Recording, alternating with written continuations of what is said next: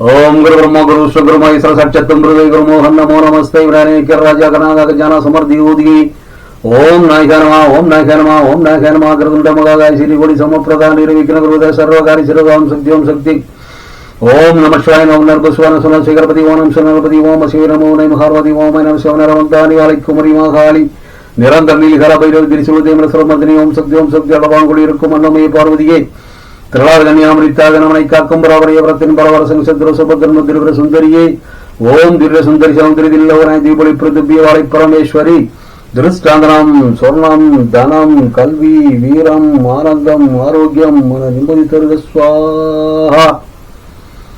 அன்பான நேயர்களுக்கு அடியனது வணக்கத்தை தெரிவித்துக் கொள்கிறேன்.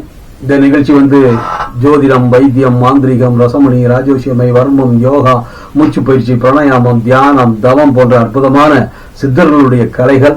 இந்த கலைகளை முறைப்படி சிறு வயதிலிருந்து என்னுடைய தந்தையார் மூலமாகவும் பல ஆசான்கள் மூலமாகவும் கற்று பயன்பெற்று பலருக்கு உதவியாக இந்த கலைகள் இருக்கிறது. இதை முறைப்படி செய்து வரும்போது பல மடங்கு நீங்கள் முன்னுக்கு வர்றதுக்கு வாய்ப்புகள் உண்டு.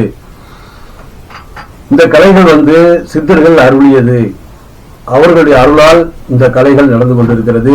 இந்த கலைகளை முறைப்படி பயன்படுத்தினால் உடல் நலம், மனநலம், ஆனந்தம் கண்டிப்பா கிடைக்கும்.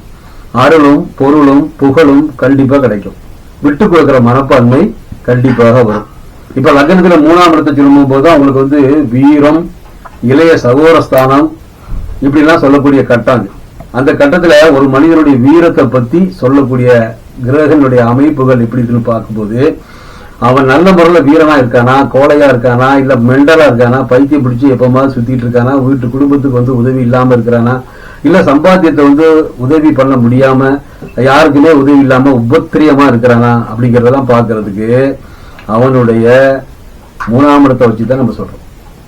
அந்த 3ஆம் இடத்துல தான் அவனுடைய வீரத்தை பத்தி தெரிஞ்சுக்க வேண்டியிருக்கு. அந்த நிலைகள்ல கிரகங்கள் பலவீனமா இருந்தது, நல்ல கிரகங்கள் இல்லாம பகை கிரகங்கள் இருந்துகிட்டு அவங்களுக்கு இடைஞ்சல்கள் கொடுத்ததுன்னு சொன்னா அவங்க வீரனாக இருக்க முடியாது. எதை எடுத்தாலும் கோழைத்தனமா இருப்பாங்க, பயந்துக்குவாங்க. ஒரு காரியத்தை செய்யறதுக்கு அவன் செய்வாங்க, வீடு கட்டுவாங்க, காடு வாங்குவாங்க, கார் வாங்குவாங்க, பைக் வாங்குவாங்க, என்னென்னமோ வாழ்க்கையில முன்னுக்கு வருவாங்க. நல்ல ஒரு ஆரோக்கியமா இருக்கிறதுக்கு எல்லா வாய்ப்புகளும் ஏற்படுத்திக்குவாங்க. ஆனா இதை பார்த்து பார்த்து பார்த்து பார்த்து அவன் மனசுக்குள்ள வருத்தம் தான் படுவான், பொறாம தான் படுவான். நம்மளால செய்ய முடியலையேங்கிற வருத்தம் தான் அவனுக்கு வரும். அப்ப வீரம் உள்ளவங்க பல மடங்கு முன்னுக்கு வர முடியும், சம்பாதிக்க முடியும். அரசியலா இருந்தாலும், ஆன்மீகமா இருந்தாலும், இல்ல பிசினஸா இருந்தாலும் அவங்க பல மடங்கு முன்னுக்கு வர முடியும். இந்த வீரம் இல்லாதவங்க தான் யாரோ சம்பாதிச்சு அதை அவங்க சாப்பிடுறாங்க. பெரிச்சாடி மாதிரி வீட்டுல பெரிச்சாடி இருக்கும், அந்த தோட்டத்துக்குள்ள கிழங்குகளை நம்ம வைப்போம்.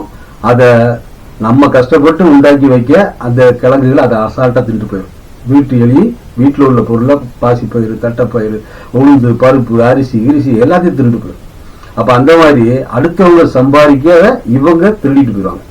அந்த மாதிரி குணங்கள் தான் இவங்களுக்கு. அப்ப வீரம் இல்லாதவர்கள் அவங்களுக்கு கெட்ட எண்ணங்கள் அதிகமா இருக்கிறதுக்கு வாய்ப்புகள் உண்டு. நல்ல வீர தீரமா இருக்கிறவங்க நம்ம பார்த்துக்கலாம்டா, நம்ம உலகம் முழுக்க போய் சுத்தலாம், எங்கனாலும் போய் சம்பாதிக்கலாம், எப்படினாலும் நமக்கு கடவுள் தந்துருவார் அப்படிங்கிற தைரியத்துல அவங்க சம்பாதிக்கிறதுக்கு வாய்ப்புகள் நிறைய வரும். அப்ப அதுக்கு என்ன வேணும்? மனசு வேணும்ல. அந்த மனசு திடமா இருந்தா தான் அந்த வீரம் தன்னால வரும். மன திடம் இல்லைன்னா அந்த வீரம் எப்படி வரும்?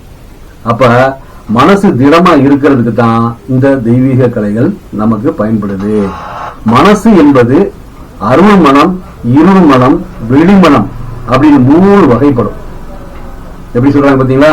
மனசு அப்படிங்கிறது அருள் மனம், இருள் மனம், வெளிமனம், இப்படி 3 விதமா சொல்றாங்க. இப்ப இந்த அருள் மனம் அப்படிங்கிறது நல்லதை மட்டும்தான் செய்யும்.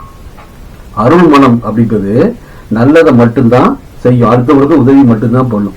இந்த இருள் மனம் அப்படிங்கிறது அடுத்தவனுக்கு கெடுக்கிறது. எப்படா அவனை கெடுக்கலாம், கெட்டதை செய்யறதுக்கு அந்த மனசு தூண்டிக்கிட்டே இருக்கும். அவனை எப்படியாவது கெடுத்துடணும் அப்படிங்கிற எண்ணத்துல அது தூண்டி விட்டுக்கிட்டே இருக்கும்.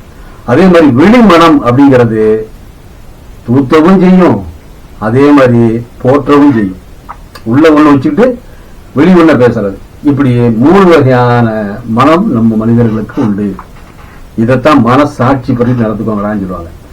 மனசாட்சி பாடி நடந்துக்கோடா ஏண்டாடி அப்படின்னு சொல்றாங்களா இல்லையா? அதுல மனசாட்சி நமக்கு தேவை இருக்கு.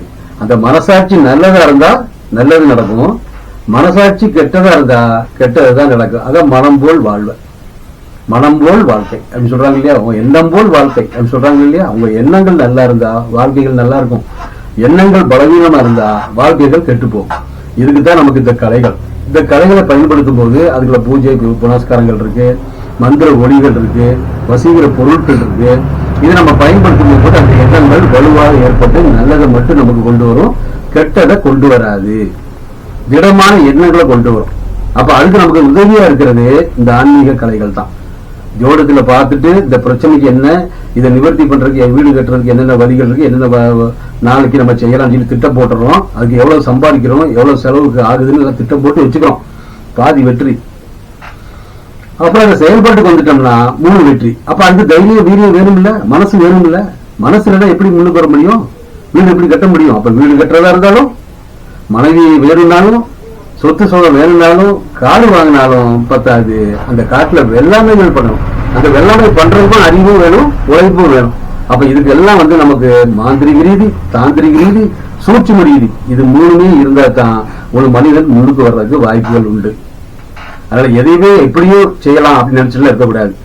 பிசைந்த மாவு தின்பண்டமாகிறது, பிசைந்த மாவு தின்பண்டமாகிறது. நல்ல சுவைய சாப்பிட்றோம், உண்மையா இல்லையா. அது பிசைன்னு போட்டு கண்டிப்பா போட்டு பிசைஞ்சு பிசைஞ்சு எடுத்தா தான் அந்த மாவுக்கு சக்தி, நல்ல டேஸ்டா இருக்கும். அது மாதிரி பல இன்னல்களை, பல கஷ்டங்களை, பல துன்பங்களை, பலர் கொடுக்கும் துன்பங்களை அனுபவித்து அனுபவித்து அனுபவித்து வந்தா தான் நம்ம பல காரியங்களை சாதிக்கிறதுக்கு மனசு பக்குவமாகிறதுங்கிறான். எப்படி சொல்றாங்க பாத்தீங்களா. சாதாரண ஒரு தின்பண்டம் போண்டா செஞ்சு சாப்பிட்றதுக்கே மாவு போட்டு பிணைய வேண்டியதா இருக்கு. அப்ப வாழ்க்கையில நம்ம முன்னுக்கு வர்றதுக்கு எவ்வளவு கஷ்டங்கள் கொடுப்பாங்க. அதே மாதிரி இன்னும் கூட உதாரணத்துக்கு சொல்லலாம். தங்கத்தை கட்டியா கொடுத்தா பவர் இருக்கு, மதிப்பு இருக்கு. ஆனா அதை ஆபரணமா ஆக்குறதுக்கு என்ன பண்றாங்க, உலையில கொடுத்து வேக வச்சு தீயில வச்சு அடிச்சு அடிச்சு அடிச்சு அடிச்சு அடிச்சு அடிச்சு கடைசியில அது ஆபரணமா ஆகுது. ஆபரணமா ஆன உடனே அதை அழகா கழுத்துல போடுறோம், காதுல போடுறோம், கையில போடுறோம், எவ்வளவு செழிப்பா. அப்ப அடி வாங்குது பாத்தீங்களா. அது மாதிரிதான் துன்பம் வரும்போது சிரிக்கணும்னு சொல்றாங்க பாத்தீங்களா. கரெக்ட்.